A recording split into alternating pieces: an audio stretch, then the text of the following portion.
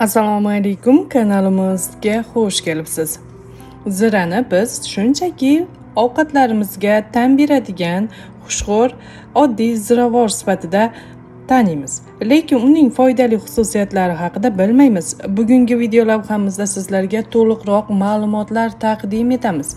Ushbu video lavhamizdan so'ng tinmay ovqatlarga zira solasiz. Demak, zira urug'i ichakda yel gaz haydovchi, sut ko'paytiruvchi, mikroblarga qarshi kurashuvchi, gijja haydovchi xususiyatlarga ega. Ziravor ichakda ovqat chirishida ishtirok etib, ovqat hazm qilishni yaxshilaydi. Zira ovqatga solinganida yog' hujayralarining to'planib qolishini kamaytirish orqali ozishga yordam beruvchi ajoyib ne'mat. Bu ziravor ortiqcha vazn yig'ishning oldini olishdan tashqari, oldindan mavjud bo'lgan ortiqcha kilogrammlardan qutulishga ham yordam beradi. Yog' to'qimalari foizini jiddiy ravishda kamaytiradi. Eron tibbiyot fanlari universitetida o'tkazilgan tadqiqotlarda o'z ratsioniga zirani kiritgan ayollar organizmida yog' to'qimalari 14% ga kamaygani, shu vaqtning o'zida nazorat guruhi qatnashchilarining esa hatto sog'lom yashash tarziga qaramasdan 5% ga kamaygani aniqlandi. Uyqu sifatini yaxshilaydi. Agar siz uyquga to'ymasangiz, unda ko'proq yeysiz. To'yib uxlamaslik ishtahani nazorat qila olmaslikka va metabolizmning sekinlashishiga olib keladi. Zira uyqusizlik bilan kurashishga yordam beradi.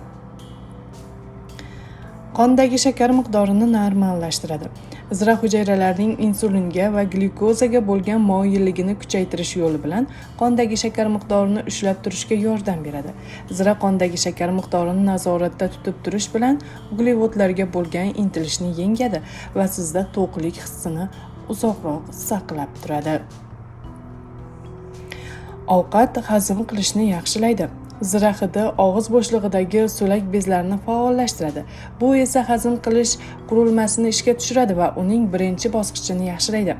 Zira tarkibidagi timol moddasi ovqat hazm qilish va singdirishda ishtirok etuvchi kislota, o't va fermentlar ishlab chiqaruvchi bezlar faoliyatini kuchaytiradi.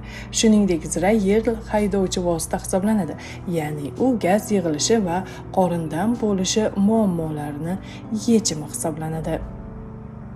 Parhezga kiritish namunalari. Bu ziravor qovurilgan va dimlangan sabzavotlarga juda mos keladi. Uni uyda tayyorlanadigan barcha taomlarga, ayniqsa loviya va yasmiqli sho'rvalarga, odatdagi guruchning mazasini yaxshilash uchun qo'shish mumkin. Yogurtga aralashtirilgan qovurilgan zira urug'i ich qotishda yordam beradi. Siz hatto bu ziravordan choy damlasangiz ham bo'ladi. Zira urug'larini suvda qaynating va 10 daqiqa damlab qo'ying. Bronxit dardida zira, ukrop, arpa bodiyon, kashnish urug'lari teng miqdorda olinib maydalaniladi. 2 stakan qaynoq suvga undan 1 osh qoshiq solinadi. Olovda 2 daqiqa damlanadi. Qaynatmadan kuniga bir mahal 2 osh qoshiqdan ichiladi. Ich qotganda 2 osh qoshiq ziraga 1 stakan qaynoq suv quyib, 15 daqiqa qaynab turgan suvli idishda damlanib, so'ngra olov o'chirilib, yana 45 daqiqa ushlanadi. Damlanmadan yarim stakandan 2 mahal ovqatdan keyin ichiladi. Qorinda gaz yig'ilganda zira urug'idan 1 osh qoshiq olinib, 1 stakan qaynoq suvga solinib, past olovda 30 daqiqa ushlanadi. So'ngra dokada suzib olinadi. Damlamani kattalar 1 osh qoshiqdan 2-3 mahal, bolalar 1 choy qoshiqdan 2-3 marta ichishlari mumkin. Shuning uchun bobolarimiz kam kasal bo'lgan ekan, shuningdek semirish ham kam bo'lgan ekanda, chunki ular albatta oshga zira solib yeyishgan. Azizlar, sizlar ham tez-tez ovqatingizga zira solishga harakat qiling. Mittigina mahsulot sizni katta-katta kasalliklardan xalos etadi.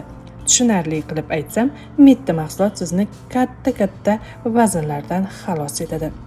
Kanalimizni kuzating va doimo sog' salomat bo'ling. Xayron o'z kanali faqat siz uchun.